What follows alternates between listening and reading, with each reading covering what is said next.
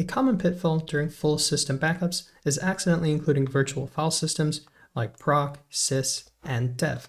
These directories contain dynamically generated data, not actual files, and including them in backups can cause issues during the restoration. For example, consider the output of -proc-uptime. The information in this virtual file is dynamic and based on the system's uptime. Virtual file systems like -proc are special directories in Linux that provide an interface to system hardware and kernel information. They do not store persistent data and are generated at runtime. So, including virtual file systems in a backup can cause the following issues. First, it can just lead to unnecessary space usage. Next, you can have restoration issues due to overwritten runtime generated data. You can have security risks due to the exposure of device files, such as in -dev.